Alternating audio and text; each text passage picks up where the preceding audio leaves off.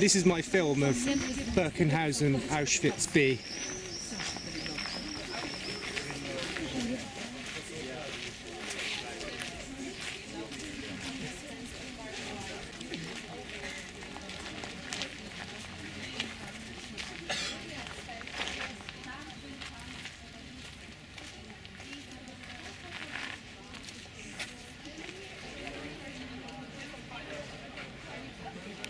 This is the place where the corpses of the prisoners shot dead while trying to escape were often displayed as a warning to others.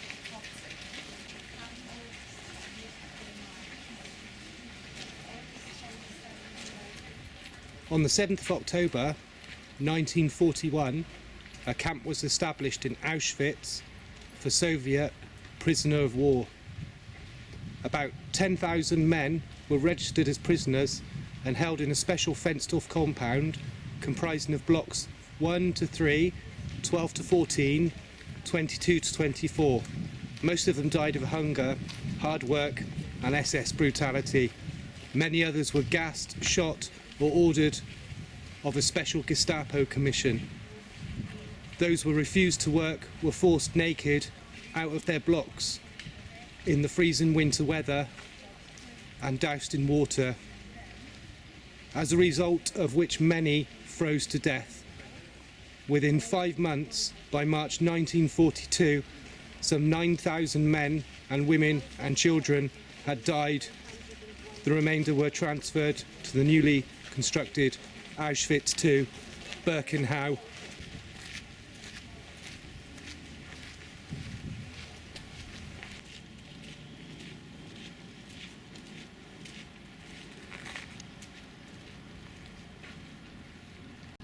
This is a death camp where some 1.2 million people lost their lives.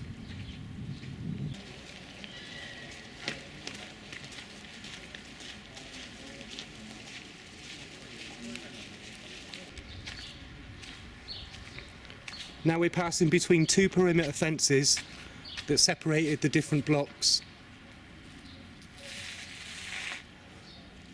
Some people did escape to tell the story, but many others lost their lives. This is the SS administration house.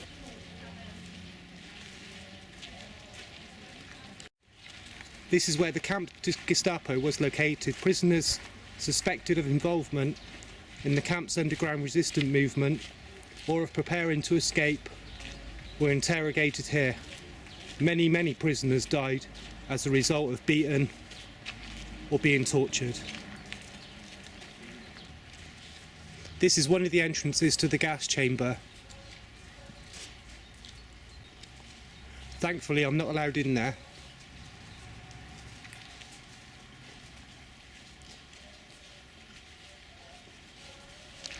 If you can just imagine what this would have been like when it was open, sheer terror and fright. German soldiers posted in sentry boxes, watching over the prisoners. This is the barbed wire, which many prisoners would have put their hands on.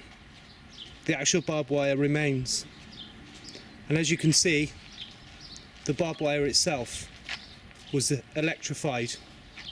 Anyone touching this wire would have received an electric shock. One of the many torments of life in the concentration camp was the daily roll call. The entire prison population of thousands of prisoners had to stand to attention during roll calls held on the central square at this location. Later, when new buildings were constructed over the original roll call area, the prisoners were lined up on the camp streets in front of the blocks. The roll calls often lasted several hours and sometimes even dozens of hours longer. And we're standing in the actual location of the roll calls.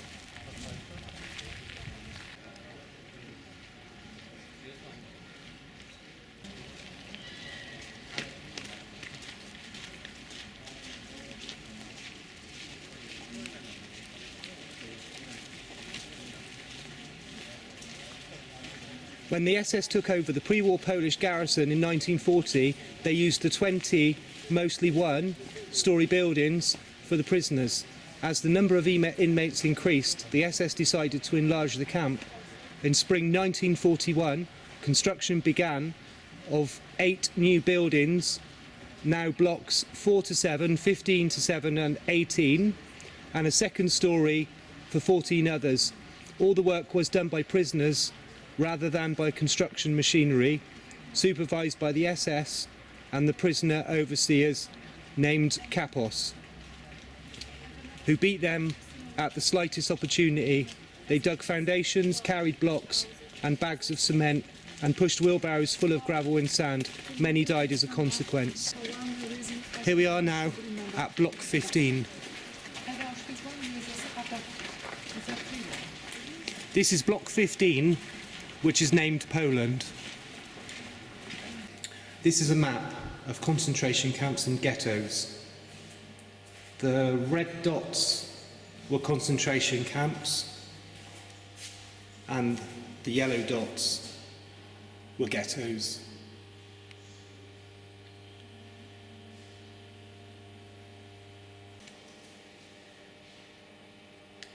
Mankind's destructive nature led to this.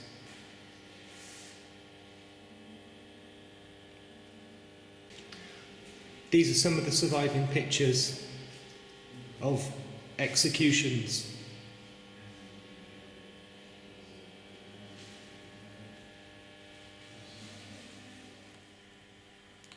Between August the 12th and September the 17th, 1944, 13,000 men, women and children were deported from the transit camp in Pruszków to Auschwitz concentration camp. These are some of their images.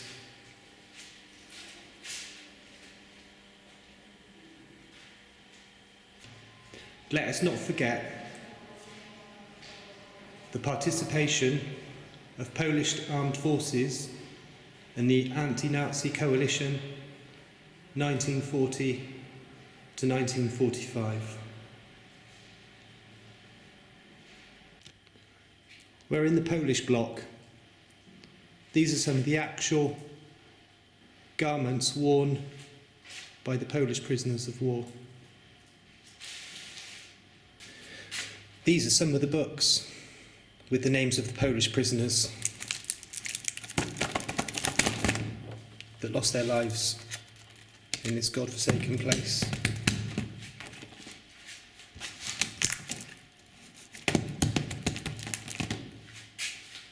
Just too many to count. These were actual records from the camp prison. This is the extermination block number 4. The one who does not remember history is bound to live through it again. I don't think we could be more correct.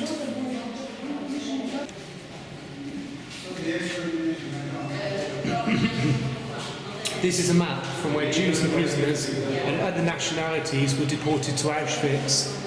We go from Oslo to Paris,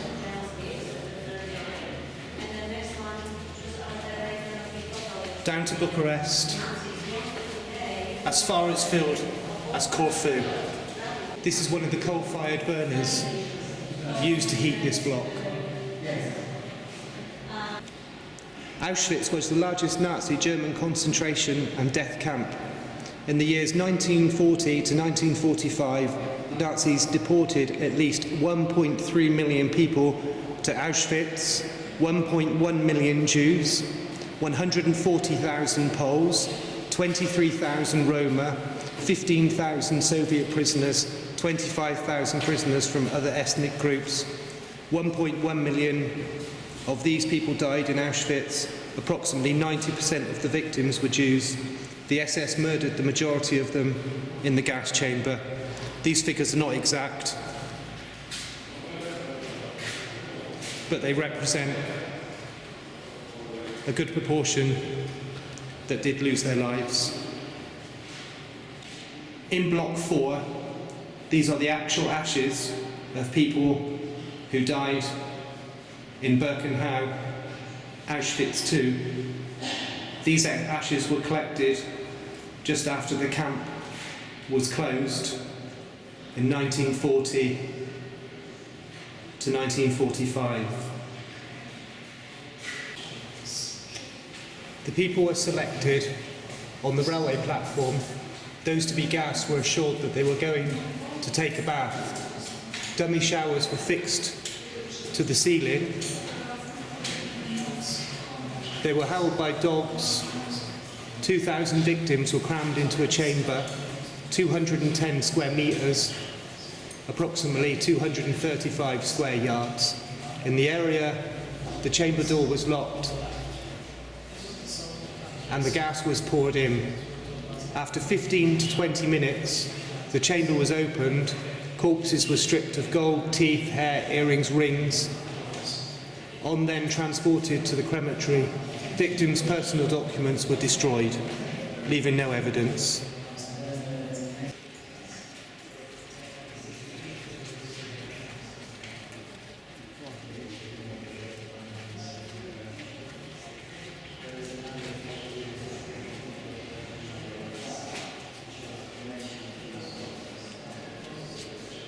Many of the prisoners would have viewed the scene below from this window.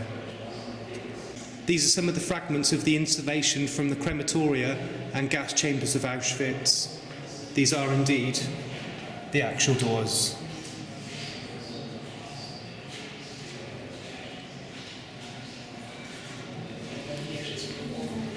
These are the cans which contained Cyclone B used for killing in the gas chambers. These cans are genuine.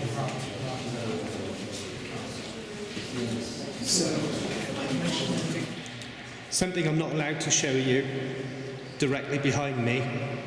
In Block 4, extermination camp, due to filming regulations, unfortunately I'm not allowed to show you the amount of human hair and teeth which sit behind me on display in the glass cabinets. From the 26th of March 1942 until mid-August of that year, blocks 1 to 10 were used as a camp for women prisoners. It was separated from the men's camp by a high wall. About 17,000 women, Jewish and non-Jewish, had been deported from Germany and throughout German-occupied Europe were housed here. During these 4 months, a few thousand women were sent to gas chambers or died as a result of their conditions in the camp. For example, starvation, rampant epidemics, lack of sanitary facilities and slave labour. Those who were still alive in August 1942 were transferred to the new main women's camp in Sector B1, Auschwitz II, Birkenau. This is Block 5, material proof of crimes. I'm not allowed to film in here, but I'm going in to have a look. This is a material evidence block, evidence of war crimes. Subsequently, I'm not allowed to film in here due to the sensitive nature, but behind me we have glass cabinets full of spectacles, shoes, artificial limbs, various other items that belong to the prisoners. Still in the material evidence block, we have pots and pans and various other items that belong to prisoners. These are some bits I am allowed to film.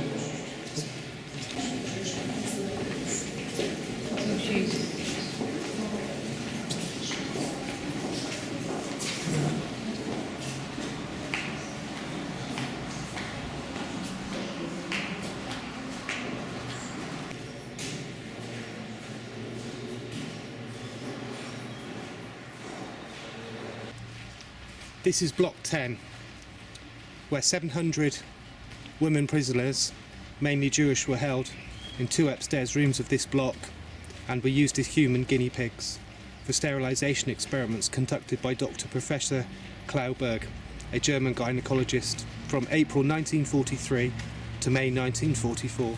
Some of them died from the treatment they received. Others were murdered so that autopsies could be performed on them. Those who survived were left with permanent injuries. Other SS doctors also conducted experiments on women in this block.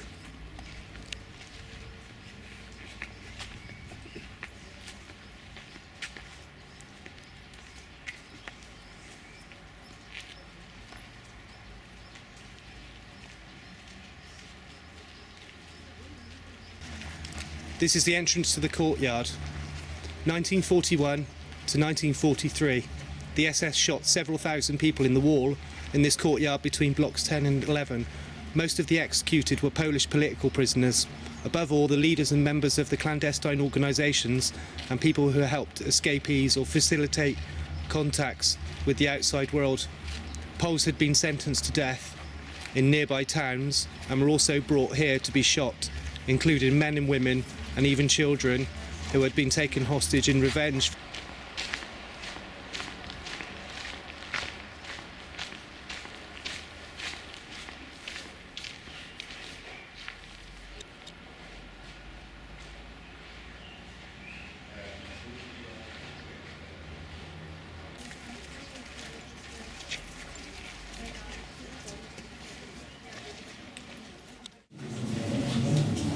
Idziemy tam do ściany śmierci.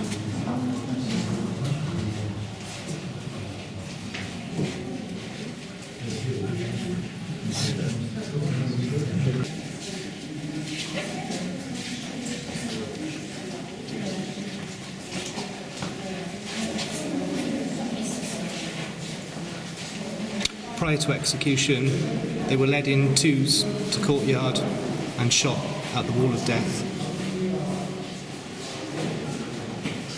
This is number 11, the death block.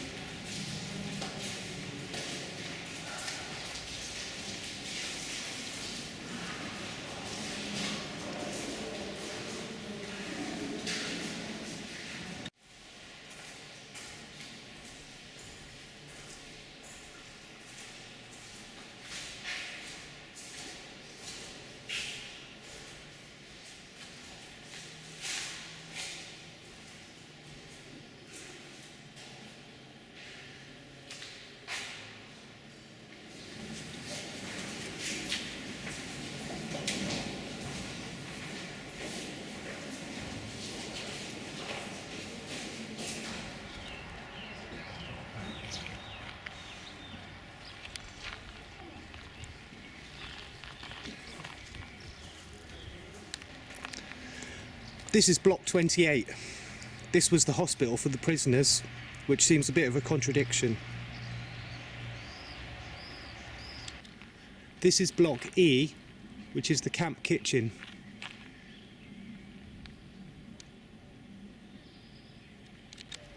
And adjacent to the camp kitchen is the reception block where the new prisoners were brought before being brought into the camp.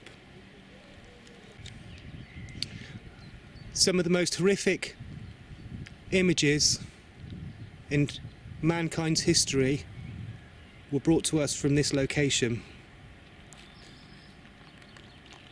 Let us not forget the people who lost their lives in this location.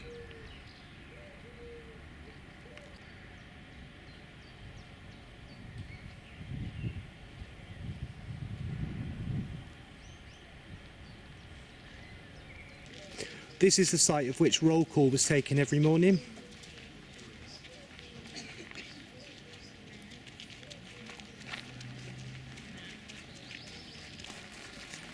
This is the booth where SS men responsible for conducting the roll call and collecting reports on the number of prisoners took shelter during the inclement weather.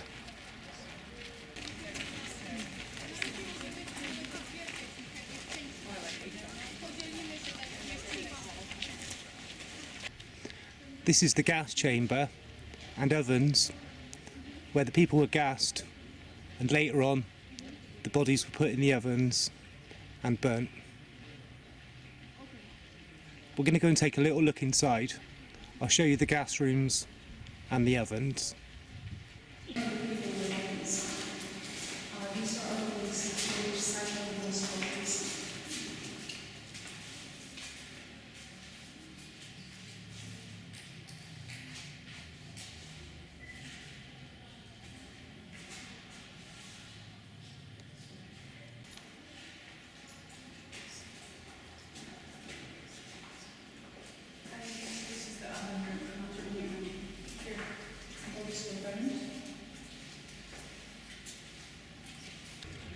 This was the Gestapo camp, where the Gestapo used to stay. Such a small hut for such a large complex.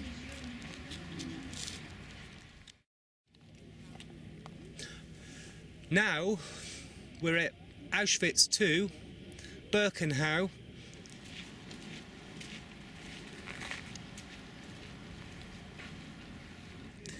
This is the railhead. In 1941, this was constructed by the Germans. The original village Birkenau was taken from the locals in order to build this camp. As you can see, the railhead is still intact. We're going to go in and have a quick look.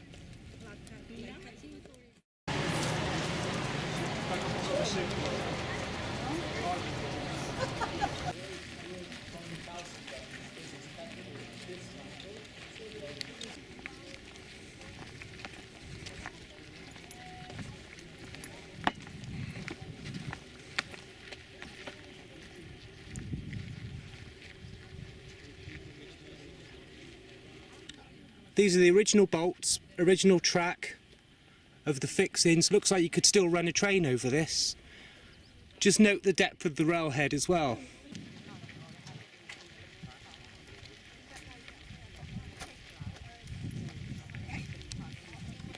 This is what remains of the camp. Most of it was destroyed by the Germans to hide the atrocities that took place in this location. And you can also make out some of the original watchtowers still standing.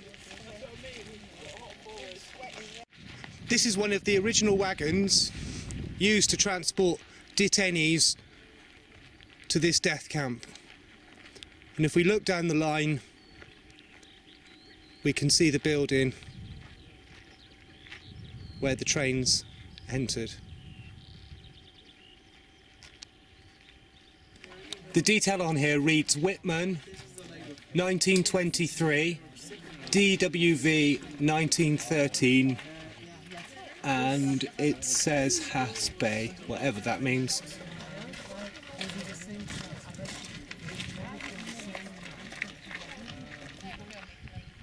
Once departing the train, you would walk down this road to enter the camp.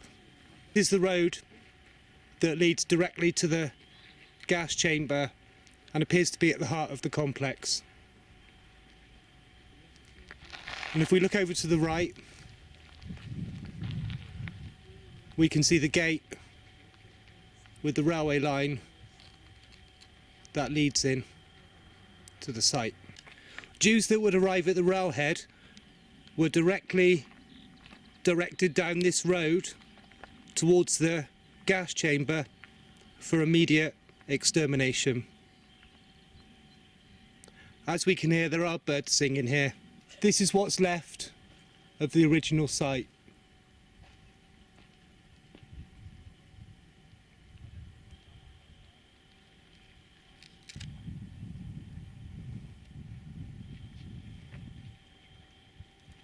In the selection process, the SS doctor divides the Jews who have recently arrived in a transport into here, who are fit for work and become prisoners of the concentration camp, and those who are intended for immediate death in the gas chambers.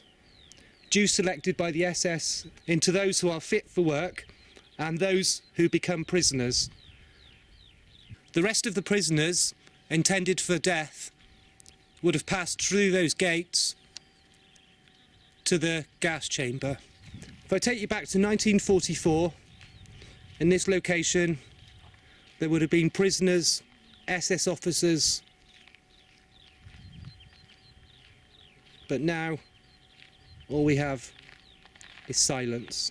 This yellow area, what you can see, is just this area which we're looking at now. Where we were stood with the railway wagon is just up here. This is the full size of the whole site. Quite extraordinary.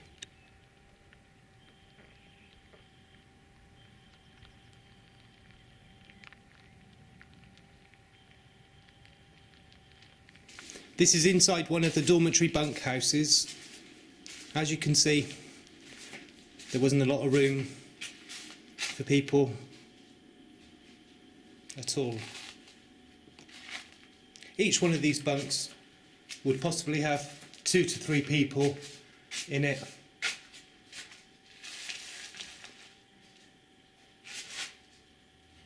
In a harsh Polish cold winter, this would have been their form of heating and cooking. A small stove with a chimney up through the roof.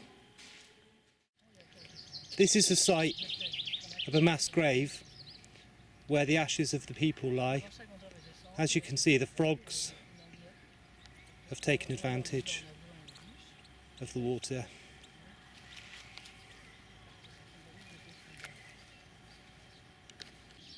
This is what's left of the crematorium incinerators. Just behind there, where we were just a minute ago, where the pools of water were, where the bodies were disposed of in the mass graves. Here we are at the end of the line. Seems appropriate to finish the video here. And then looking down towards the entrance of the camp.